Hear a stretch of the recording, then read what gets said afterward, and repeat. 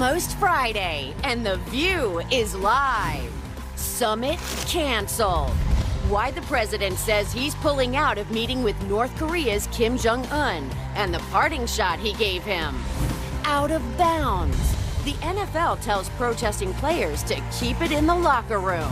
We want people to be respectful of the national anthem. We want people to stand. Is it patriotism or kneeling to the pressure? Plus, the hot topics are blazing when the one and only Snoop Dogg hangs at the VIEW.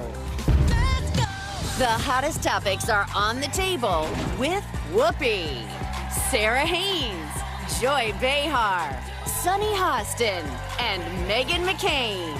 Now, let's get things started.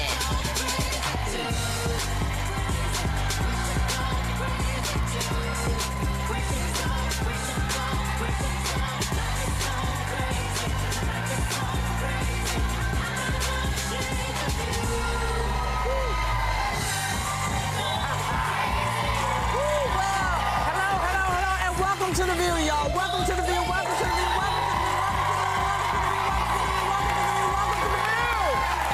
So, the guy in the White House announced this morning that his meeting with Kim Jong-un is canceled. Now, in a letter responding to North Korea's threats to pull out, where they called VP Mike Pence ignorant and stupid, he wrote, based on the tremendous anger and open hostility displayed in your most recent statement, I feel it's inappropriate at this time to have this long-planned meeting, adding, you talk about your nuclear capabilities, but ours are so massive and powerful that I pray to God will never have to be used. He actually said all that. Mm-hmm. Well, is it a surprise? There goes that Nobel Peace Prize he was. There you go. There it goes. Oh my gosh, it's over. I don't know. Well, we were talking about diplomacy and how important it is, and I think many of us were giving him the benefit of the doubt of perhaps learning diplomacy. But when you then send this letter talking about massive and powerful nuclear capabilities, not only does the Nobel Peace Prize, which I think 18 House Republicans nominated him for, a meeting that hadn't even happened yet. They were minting coins with his face on it. Yeah, commemorative coins. Yeah. It just also goes the theory that this is a man that can truly be diplomatic. Well, and there's sometimes a reason why presidents of both parties have not done this exact thing. Yes. There was a reason why I think there was a term Obama used, I forgot what it was called, about diplomacy. It's kind of an intentional diplomacy, which means they know if they show up and have this meeting, there's not going to be a denuclearization. So this is what ends up happening. When you have these meetings with no preconditions. But we did get the hostages back, which I'll say that's a good thing in this conversation. Sure. Yeah, I mean, North Korea's vice minister slammed Vice President Pence, calling him, quote, a political dummy. And then Pence went back and compared North Korea, saying it could end up like Libya and Muammar Gaddafi. So it was a back and forth that started not just from Trump as well, that started with other North Korean officials and obviously Vice President Pence. What's weird to me about it is that I was always sort of like cautiously optimistic, but seeing the narrative change on Kim Jong-un recently in other realms of the media that, hey, maybe this is the guy we can talk with. Maybe this is the guy that's not so bad. And I know we always emphasized on this show that this is someone who has thrown his half-brother to be eaten by wild dogs. This is an irrational international actor. He's one of the worst dictators of all time, debatably worse than Putin because he is less easy to negotiate with. So am I surprised? No. Am I somewhat still optimistic that maybe we can do something with President Xi in China shutting down their economy? Maybe. That's still in play, but it's not good news. It's no moment that, What deal has he actually closed? The wall has not been closed. He said he's going to drain the swamp. The swamp is filled with more corrupt officials. The tax plan, number one. The tax plan was pushed through and probably is going to have destructive things happen because of it. Well, and I mean, he makes deals that don't work. But he also legitimized, in my view, Kim Jong-un now. He called him a smart and honorable man. Now he's actually being considered I guess, a relevant world player. Well, there that's probably had very to be damaging. Sorry, Whoopi, go That's ahead. right, go ahead, go ahead. Well, there just had to probably be some delicate language, because if they were pushing this meeting through, we saw some of the thank yous with the hostage. I think he had to walk a line. The thing we should be fearful of, though, is there still American journalists in South Korea right now and North Korea? And if you're putting out a statement like this, which, you know, is talking about if you change your mind, call me, you know, like a our cover massive, letter. totally, it's like a very sort of like incendiary letter, but we still have sounds like a American love letter, journalists really. there, and let's not forget what happened to Otto Warmbier. So that's my biggest concern right now. Well, can you imagine that, sir? If you change your mind, call me. I know. And I'll like, yo, Kim, what's up, dude? He wanted. Are we hanging? I mean, come on. He wanted to break up with Kim before Kim broke up with him. He writes, I was very much looking forward to being there with I would like to hear what Mike Pompeo has to say about this, too, because he actually met with Kim Jong-un. So it will be interesting to see if any other Trump administration officials are going to continue doing this. I think the only Send Dennis Rodman altogether. He seems to be a better diplomat. Well, maybe, but, you know, we'll see. This story, of course, is not going anywhere. We'll be talking about it some more, I suspect, because that's how we're living these days. So, NFL Commissioner Roger Goodell has also had a big announcement. A new policy requiring players to either stand for the national anthem or stay in the locker room. And you know who weighed in on it. Watch. I don't think people should be staying in locker rooms, but still, I think it's good. You have to stand proudly for the national anthem. Well, you shouldn't be playing. You shouldn't be there. Maybe you shouldn't be in the country. You have to stand proudly for the national anthem. And the NFL owners did the right thing if that's what they've done. Okay. Well, you know, some people say that dodging the draft 5 times is un-American. Maybe he shouldn't be in the country. Well, it's clear that this decision was really all about money, because you are talking about private companies that had to have heard something, because they're not going to operate necessarily on pure integrity. It's dollar signs for them. But it's sad, because one of the beautiful things about for me standing for the national anthem was it became more powerful when you stood next to someone who was kneeling, because I think it's... Have you done that? Well, Gabe is the first. I haven't done the national anthem. I haven't been at anything with the national anthem, but You got a baby. But You don't go nowhere. I don't. I mean, you just, I mean... No, I mean metaphorically, the idea of standing next to someone who's kneeling. We don't have the same history in this country, and until people can separate that, this doesn't mean the same to all of us. And it really, for me, I do link it to the idea of military because of my personal experience with my own parents. The person next to me doesn't. And that's why I'm standing and putting my hand on my heart, is to protect all of that and the differences among us. So, and some people may be kneeling because of their personal experience, because as I've said many times, this protest is not about the national anthem. This protest is not about the flag. It is about the fact that our country still, think about the Milwaukee Bucks player Sterling Brown, who was tased for doing absolutely nothing by the police. This country still terrorizes African-American men at a much disproportionate rate than it does to white men. And so my experience in this country is valid, it should be valued, and if I want to kneel because I don't think America is as great as she can be, I don't think America has lived up to the promise of the flag, that means I am being just as American as you are when you stand in homage to your parents' service. What frightens me about him is his rage in this particular show. Can you show the tape of him when he first was talking about this? And notice how enraged he is. Over the top. Can you play that for me? Wouldn't you love to see one of these NFL owners, when somebody disrespects our flag, to say, get that son of a off the field right now, out, he's fired. He's fired! So angry. It's like, why is that make you so angry? You know, well, he needs to look into it, into why. It's a very emotional issue, though. I mean, I don't agree. There are many emotional issues, but I've never seen him quite that angry like that. There's something about this particular story that makes him really furious. I can't analyze his anger in different places. He's been pretty angry and irrational in a lot of different places. I will say that I completely disagree with everyone on this table.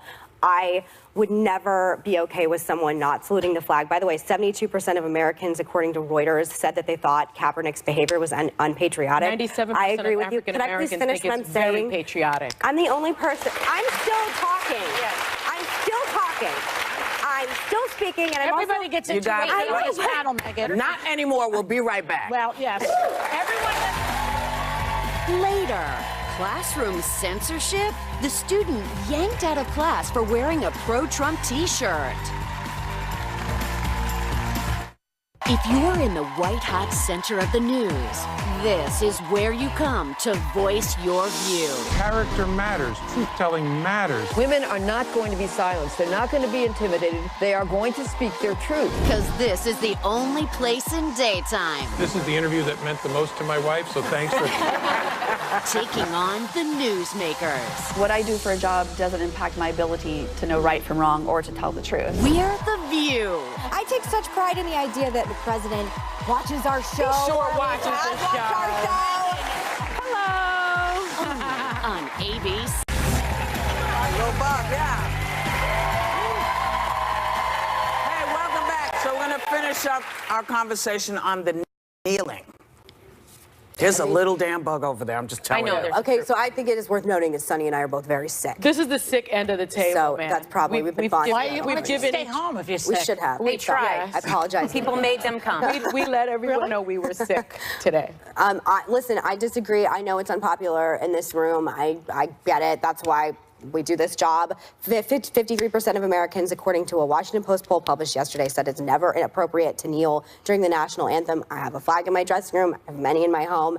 It is what we drape the coffins of soldiers' bodies when they come back from war. It's a very obviously deeply, intensely emotional issue. Couldn't disagree with everyone more. Okay.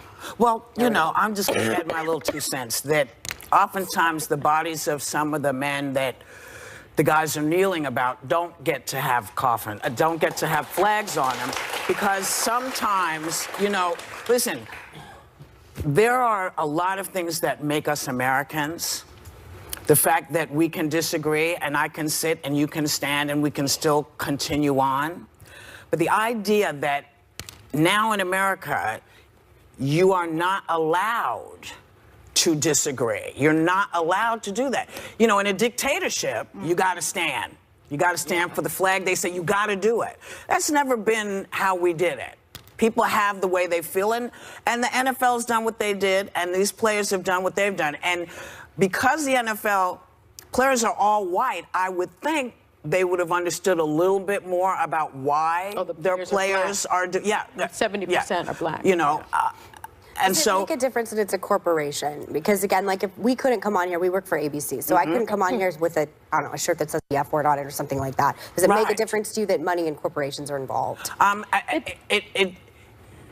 It makes a difference to me that I feel this was forced by the guy in the White House. I don't think this was. I don't think this was something that he particularly, because when I think about him and what he thinks is patriotic, I'm not buying it. So I don't believe why he did it. I think he did it as meat. But you know, they have the right to say in our company you can't do that. That's why some schools have to wear uniforms and some schools don't. Well, but I think she makes a good point in the sense that it does make a difference, because you're talking about the difference between what you can do at work and what you can do on your own. And the Constitution does protect a corporation that is telling its employees you can't do this on work time. But what happens when you have the Supreme Court saying, you know, Jehovah's Witnesses, because of freedom of speech and freedom of religion, don't have to stand for the national anthem in our schools? What happens when the players are, you know, playing on a field that is owned by the public? And so there are exceptions, I think, when someone is working for a corporation, and above all else, freedom of speech and freedom of the First Amendment should be paramount. Okay, so the question I have, though, just for a second. I'm sorry, Joy, never mind. Go ahead. I also would like to add that, you know, the average person, we're kind of powerless. You know, all we have is the vote and we have protest. There's not that much more that we can do. So people are angry, feeling powerless because of the way they're conducting the country right now. I personally abhor the way this man is conducting business in this country, and so do the racism is disgraceful. And Donald Trump needs to be taken to task. Now, how do you do it? If you're a football player or whatever they are, any sports guy who has a position to do it, do it. He has to do it. Well, everyone has the right to protest. You can burn an American flag in this country if you want. It's your constitutional right. If I do think, though, if someone found out that one of the hosts on this show was going home every night burning an American flag, we might not have a job, because at the end of the day, there is a corporation and there's an audience and there's money involved. If you go home and you burn your flag, this company cannot. And no one's doing that. It's fire just you for that. They cannot fire you. No, they cannot. But the audience could there was outrage from viewers. in the same way that there was with the NFL. This isn't, I mean, again, and I think sometimes it's easy to forget in our bubbles, which I fully agree that I live in one myself, but there are people that on both sides, this is extremely emotional on many levels. And including, I'm sorry, baby, including the players. It's very emotional for them as well. No, for the same reasons, I'm saying, because they have military in their family, and that's why they keep saying this is not about disrespecting the soldiers, this is not about disrespecting the flag, this is about saying, I don't feel the flag protects me as it should. And so this is not going away either. We're going to keep talking about it. But I want to bring up something that I think we all can agree with. So a veteran gentleman went to Six Flags. A retired U.S. Marine, Johnny Joey Jones, who lost both legs while serving in Afghanistan, was told he couldn't ride the roller coaster at a Georgia Six Flags by an attendant who told him, you have to have 2 real legs. Six Flags apologized, but said it's all in the name of safety for their guests. Well, then how about teaching your employees how to actually talk to people? Because, you know, if your child is has been born without both their extremities. Exactly. You don't want to hear your kid tell, no, you can't ride because you don't have real arms or legs. What the hell, man? You know, look. Nobody's mad at you, Six Flags. We would like you to do a better job educating the people who are being spoken to, okay? I think we can all agree with that. Can I just say something really quick? Johnny Joey is a friend of mine, and he gave me a statement. He said, I work at a camp that focuses on integrating kids with challenges with, quote, normal kids. This matters to me because those kids and people with disabilities deserve the same opportunity to smile as any other. I'm happy to start this conversation. I don't dislike Six Flags. I want them to do more. Basically, and to do better. Great. Hey, maybe Johnny Joey will come on. Johnny Joey should totally co-host. He's Johnny really Joey, fun. come He's also hang with not us. too hard on the eyes. He's really cute. We'll be right back. We'll be right back.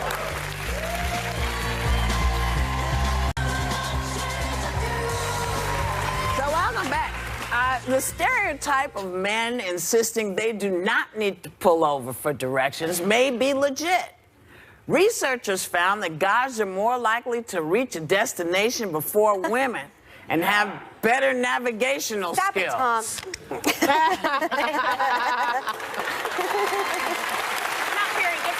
gets to earn his own applause. Are you buying any of this?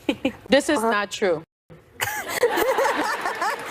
On to our next topic. I have a much better sense of direction than my husband. I remember we were in a foreign country, and he got so lost in a market, and I did not get lost because I was shopping for a particular scarf. But were and you I in saw the car? that scarf. Were you on foot or you were in the car? I was on foot. My navigation on foot is better than his, and my navigation in the car is better than his too. Oh, good for you. I think you're talking about the navigation. Are you better? Who's better in your... Well, first of all, I'd like to challenge them to find my G-spot, okay? Number 1.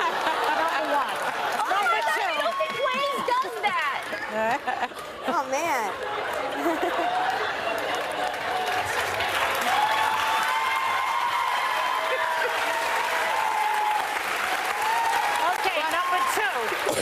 I also challenge you to find your way around Bloomingdale's, okay? There you go. Yeah. No, but the study here was done in a maze. It was done in a maze, so people walking. And literally, I do not believe that women on a mission are not as good as men. In fact, we are better when we are looking for things that men are. Sarah.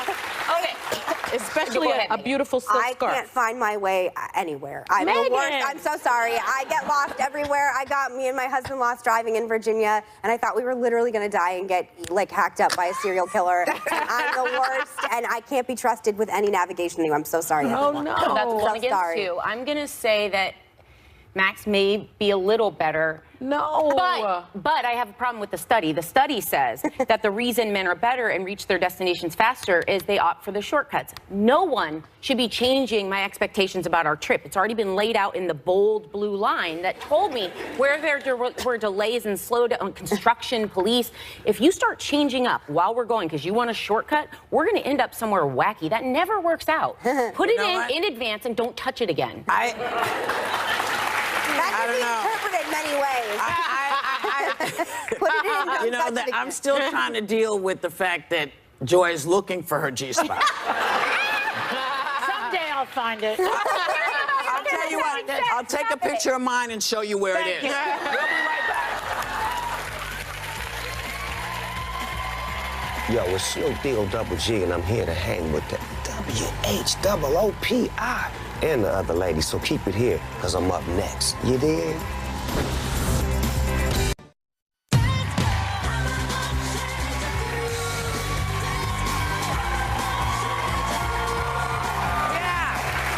This is a true fact. One of our favorite people, Snoop Dogg, is a true Renaissance man these days. He's co-hosting potluck dinners with Martha Stewart, reviving the classic game show The Joke Was Wild, and releasing his very first gospel album called Bible of Love.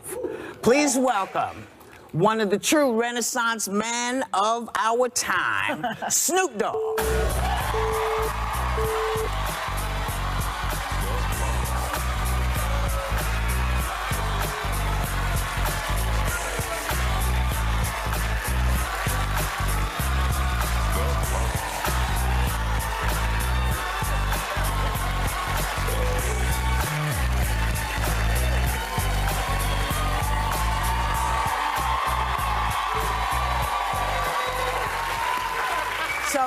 Good morning, ladies. Good morning, Snoop. So here's a question. When you were just starting out and you first got your feet on the ground, you were doing what you were doing, did you ever think to yourself, my God, at some point I could become an icon? Never. Never. But I never did not have high expectations.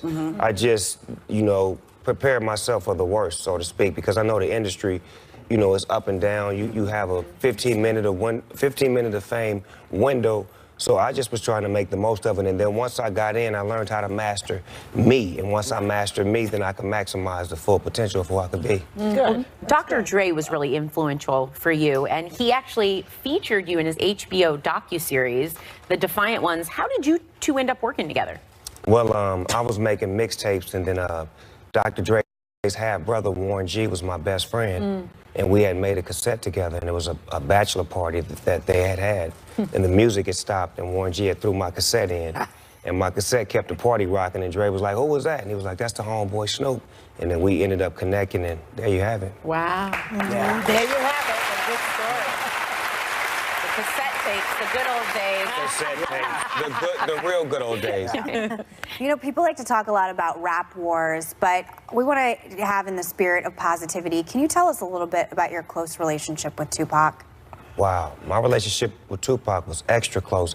Actually, it was a point in time when me and my girlfriend at the time, we were having ups and downs, and a lot of my friends was telling me that I should just go ahead and be solo because I was Snoop Doggy Dogg and I could have any woman that I wanted. And Tupac pulled me to the side and was like, forget what they talking about.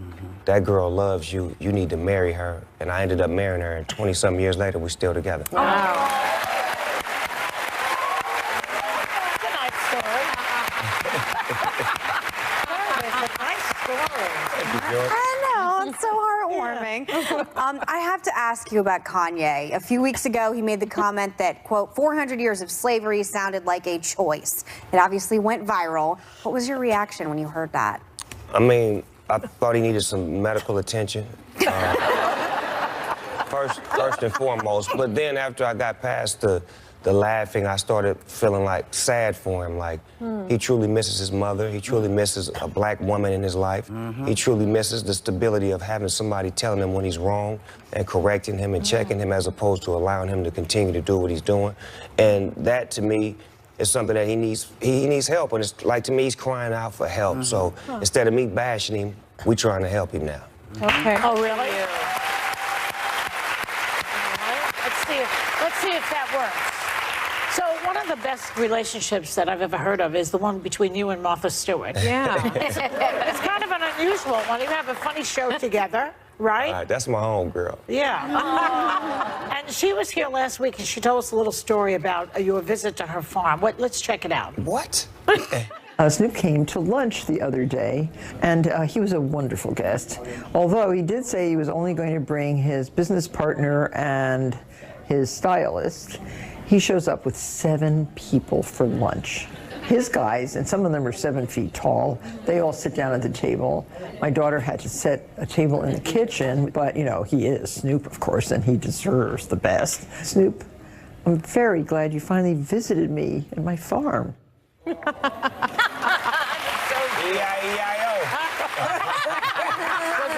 it fun for you at the farm? I mean, it was like old McDonald, you know what I'm saying? 200 chickens. Martha has everything that you could imagine. Like, the horse's house is better than my house. But I mean, our relationship is so special. People would have never thought that we could have a relationship and have a friendship. But that's what's wrong with people. Stop judging the book by the cover and allow people to understand and learn each other. What exactly has what has Martha taught you? Oh, she taught me how to be a real iron chef in the kitchen, so to speak. Oh. Yeah. Like, you know, she's very particular with the way you set up the plate. Like, I usually just rush through it, but she's teaching me how to be more calculated. Yeah, exactly. Yeah. You know, like a real professional. You know what I'm saying, Whoopi? I do. I can't do it. Me neither. I'm learning. You know. I'm in the process. And what did she learn from you? I taught her how to make bacon. I taught her how to make bologna sandwiches. It's a few things that I'm showing her. I'm trying to get her hip to the hood, you know what I'm saying? And she's showing me about the finer things in life, Grey Poupon and stuff. You know what I'm talking about? I like that. She entertained you at her farm, but you also like to entertain at your house. And I heard you had a private showing of Black Panther at your house. It was sort of a movie night, but it was a little bit different. What was it like? It was a drive-in. I have a drive-in theater at my house. Because I'm just an old school kind of guy. Like, I just love going to the drive-in with my wife. She's sitting next to me. You understand me? Like, that's just the old school feeling. So what I wanted to do was present Black Panther on the screen for those who hadn't seen it. Well, it was a I've great never turnout. been to a drive-in. Never? No, they didn't really have drive-ins I'm here. inviting the cast of The View to a drive-in. Okay. Because I've always, because you hear people describe them, but you know, when you live here, we didn't have them, so I've never seen a drive-in. But I used to go to them and make out with guys, and they'd say, That's my kind of gal right here. They'd say, what did you watch? And we'd say, submarine races. That was the joke. I don't get it. Get ready for In other words, to you drive can't up. see them. You can't see them, baby. Underwater boogie, baby. Well, you're hosting the second season of your game show. Snoop Dogg presents The Joker's Wild, and we have a clip, I think. Let's take a look. Try and guess what song this shorty's rapping. Roll the clip. Now see, can do what to who? Let's find out and see. Cardi B, you know where I'm at, you know where I be, you in the club, just a party, and now I get paid a fee.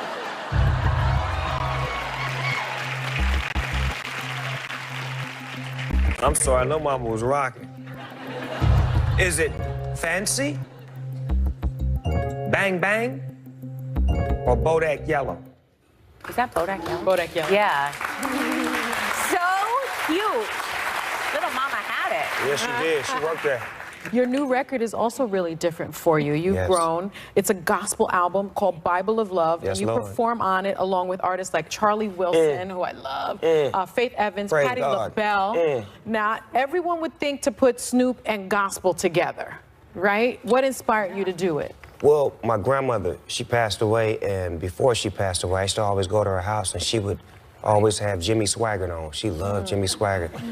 And she would always brag to her friends about me being her grandson, but she could never play none of my music.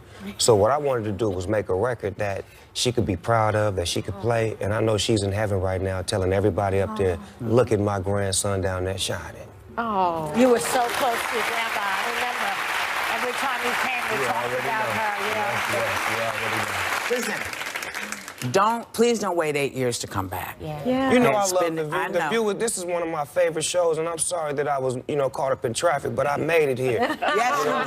Yes, you did. Yes, you did. I can. So, I mean, our thanks to Snoop Dogg. Snoop Dogg presents The Joke is Wild, airs Sunday nights on TBS. The new album, Bible of Love, is available now. And members of our studio audience, you know what you're going home with? You're going home with a copy.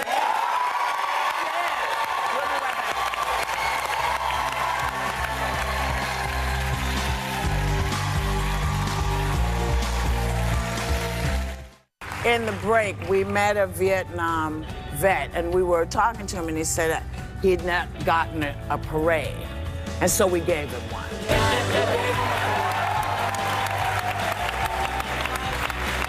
Thank you for your service to our country. Your dad is my hero. Thank you so much. When you come across a Vietnam vet, thank them. His name is Stonewall Tower. That is a great name.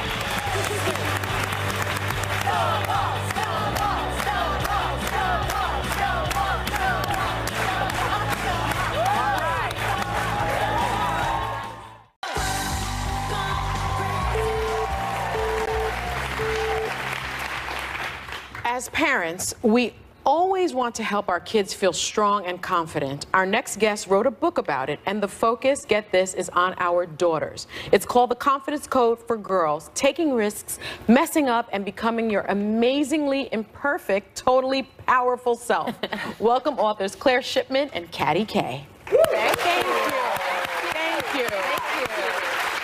Now, I wanted to have you on the show because I have a 12-year-old little girl, Paloma, and this book is geared towards 8 to 13-year-old girls. Why did you choose that age group? You know, the research is showing that girls from the age to 8 to 14 lose about a third of their confidence. Up until 8, they're just as confident as boys. And then at about the age of 8, it plummets and it never really catches up again. It's partly nature and partly nurture. The two things married together. We want to start pleasing people. Girls start wanting to be perfect. But the hormones don't really kick in till the teen years. Well, no, they actually start unbelievably 8, 9, you know, and the estrogen and testosterone do very different things. Oh, yeah. So testosterone gives boys a big risk-taking boost, which can help to build confidence. And estrogen is more about bonding and being aware of things, and that can make us more cautious. Well, you mentioned this. Girls tend to strive for perfection, which I know I was one of those people. Because the end result is often good, is it a bad thing? Well, the problem with perfection is that you stop taking risks, right? So unless your answer in class is perfect, you don't want to raise your hand. Unless you have a perfect score of scoring goals on your soccer team, you quit your soccer team.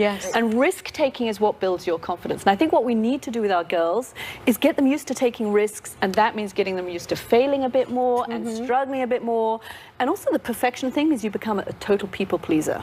You don't want to rock the boat, you want to keep everybody happy, but actually we need to raise confident women, and we need our girls to be able to speak up and advocate for themselves, and some of that is taking risks. But you can't blame that all on hormones. No, but what happens is parents and teachers encourage this, because it's really interesting. It's like a big bait and switch, because for the first 22 years of our lives, the educational system as set up helps to create these perfectionists. You want the kids who do everything right on their spelling test, check, they're quiet in class, they're good, they're people-pleasing. You get in the real world, none of that stuff helps you.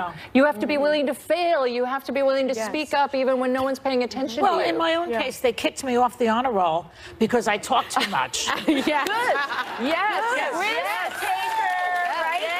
I objected to that violently because how dare you? It has something to do with my intelligence, the fact that I'm a talker. Your social IQ was just super high. But girls, you mentioned about this perfection and encouraging them to take risks. How do we do that? Well, there's a really interesting, okay, all the people who are mothers out there, there's something really interesting you can do. Stop being a perfectionist yourself. Oh, shoot. Okay? Because guess what happens? If you are trying to be perfect and never struggling and never failing and telling your girls that what happens, they're going to want to do the same thing. So the number one thing you can do is get home, invent it, invent some struggle, invent something that goes wrong, whatever it takes, but show your girls that it's okay, you had a struggle and you overcame it. You're still standing, you're still there. The other really interesting thing we found from our polling is that dads are better at spotting a lack of confidence in their daughters than moms are. Wow. Because it doesn't feel as odd to us. We recognize that behavior. Fathers are like, what is happening with my daughter who used to be willing to do anything? And so dads can play a really important role in kind of helping girls get comfortable being uncomfortable and doing things that make them a little bit nervous. I like that. Okay, so Katty, one more question. About you were part of the broadcast of the royal family, right? Yeah. That little Meghan, she's something, I think. I don't think that girl felt this perfectionism because she is perfect, I think. But I bet you she was not in that, what you described, because she protested that there was a commercial running that was misogynist when she was in junior high school. I mean, that. Well, she was raised by a queen, right? And she was really raised by a queen, and what honor and dignity that her mother had. I never thought in my lifetime I would see somebody like Meghan Markle join the royal family. This, for me, that marriage in that chapel was not just about Meghan and Harry, it was about different cultures. Here was a divorced black woman joining the traditional royal family. I was amazed. And American British, I loved it. I loved it, and I loved this book. Our thanks to Katty Kay and Claire Shipman. The Confidence Code for Girls is available right now. And guess what? Members of our studio audience are going home with a copy.